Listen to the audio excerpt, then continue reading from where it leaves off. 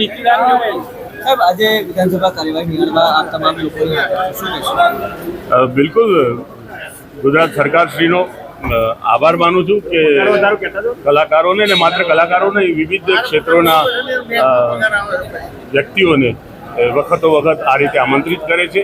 અને હું માનું છું કે આદરણીય વડાપ્રધાન શ્રી નરેન્દ્રભાઈ મોદીનું એક જે સૂત્ર છે એક કે સબકા સાથ સબકા વિકાસ સબકા વિશ્વાસ, તો સમાજના વિવિધ વર્ગોને સાથે લઈને ચાલવાની એમની જે નેમ છે, એમનો જે આશય છે એ અભિનંદનીય છે, પ્રશંસનીય છે.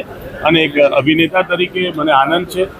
હું આભાર માનું છું ગુજરાત સરકારનો, અને જેમણે મધ્યસ્થી કરી છે, એટલે કે જેમણે આ બધું આયોજન કર્યું છે, ભારતીય જનતા પાર્ટી એના કલ્ચરલ સેલ નો હું આભાર માનું છું, શ્રી જનક ઠક્કર. અને હું આશા રાખું છું કે આનાથી એક વિશેષ તાદત્મ્ય સરકારશ્રી સાથે વિવિધ વર્ગોના લોકોનું જોડાશે.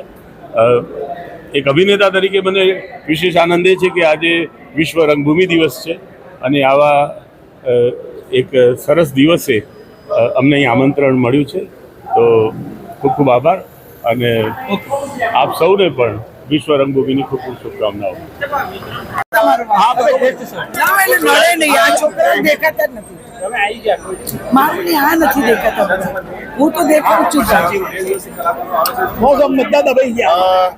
પહેલા તો સૌને જય હિન્દ, જય ગુજરાત. એક બહુ જ અનેરો અવસર છે આજે, કારણ કે વિશ્વ રંગભૂમિ દિન છે, અને એ ઉજવવા માટે એને સરસ આપણે માન આપી એને માટે તમામ ગુજરાતના કલાકારો અહીંયા ઉપસ્થિત છે.